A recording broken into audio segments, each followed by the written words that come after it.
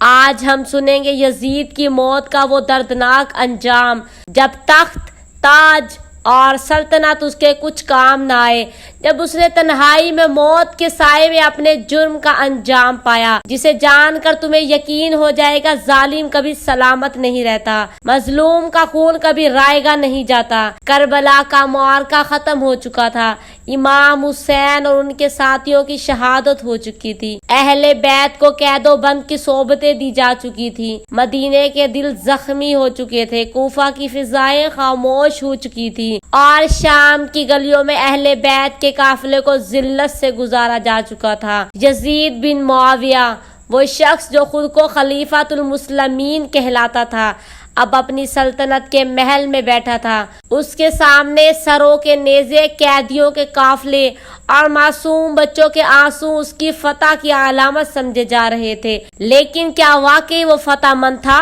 دراصل کربلا کی شکست یزید کی روح تک کو چیر گئی تھی۔ بظاہر ہنستا ہوا یزید اندر سے ٹوٹ چکا تھا۔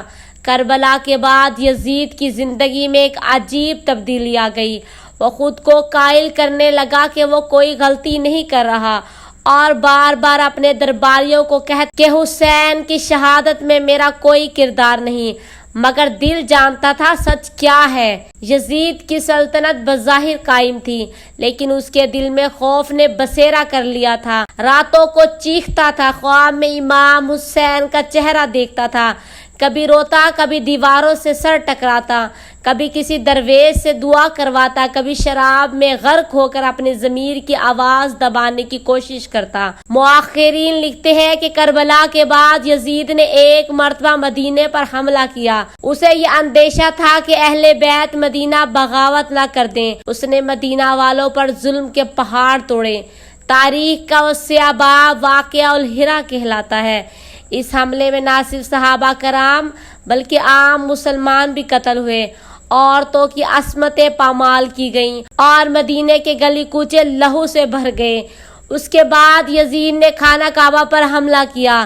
جی ہاں، اللہ کے گھر پر سنگ باری کی گئی، آگ لگائی گئی، کعبے کا غلاف جل گیا، دیواریں سیاہ ہو گئی اور یوں لگنے لگا کہ ظلم یہ آگ خود یزید کو بھی جلا دے گی۔ لیکن اللہ کی پکڑ جلد یا بدیر آتی ضرور ہے اور یزید کے لیے وہ گھڑی بھی آن پہنچی۔ سن 64 ہجری میں دمشق کا محل خاموش تھا۔ یزید کی طبیعت بگڑ چکی تھی، اس کے جسم پر پھوڑے نکل آئے تھے اور ان سے بدبو آنے لگی تھی۔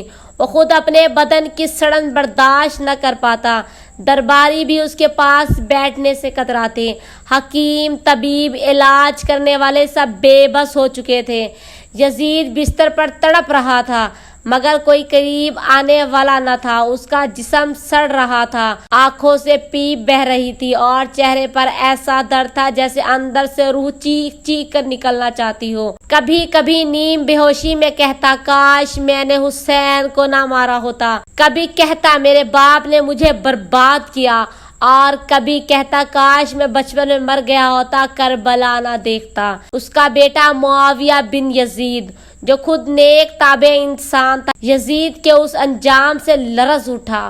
اس نے سلطنت کا تاج سنبھالنے سے انکار کر دیا، کہا، میرا باپ ظالم تھا، میں ایسے تاج کا وارث نہیں بننا چاہتا جسے مظلوموں کے خون سے رنگا گیا ہو۔ یزید کی صورت کی تفصیلات مؤرخین نے مختلف انداز میں بیان کی۔ کچھ کہتے ہیں کہ وہ کسی بیماری سے مرا، کچھ لکھتے ہیں کہ اسے جنون نے آ لیا تھا، کچھ تاریخ دانوں کا کہنا ہے کہ وہ خودکشی کرنے کے قریب پہنچ گیا تھا، لیکن مرنے سے پہلے ہی اس کا جسم گلنا شروع ہو گیا تھا۔ لیکن سب متفق ہے، یزید کی موت نہایت ذلت امیز تھی۔ اس کا جسم قبر میں رکھتے ہی بدبو پھیل گئی، لوگ قریب جانے سے کترانے لگے۔ بعض روایات میں آتا ہے کہ قبر سے شعلے نکلے اور اس کی لاش کو بار بار باہر پھینک دیا گیا۔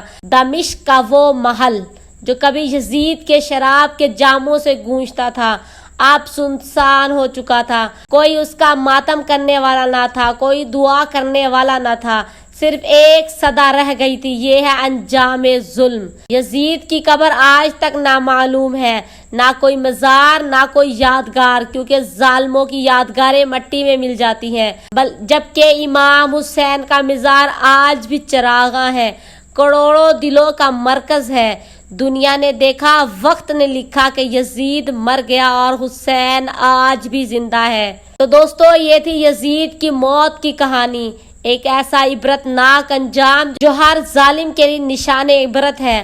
اگر تم حق پر ہو، مظلوم کے ساتھ ہو، تو تمہارا نام رہتا ہے، تمہارا مقام رہتا ہے، لیکن اگر تم ظلم کا ساتھ دو تو تمہاری موت یزید جیسی ہوگی اور تمہیں کوئی یاد بھی نہیں رکھے گا۔ یزید تخت پر بیٹھا مگر عزت نہ پا سکا، امام حسین سجدے میں گرے مگر قیامت تک کے لیے سر اٹھا گئے۔ اگر آپ کو یہ ویڈیو پسند آئی ہو تو اسے لائک کریں، شیئر کریں اور ہمارے چینل کو سبسکرائب کرنا نہ بھولیں۔ تب تک یاد رکھیں، حق کبھی ہارتا نہیں اور باطل کبھی جیتتا نہیں۔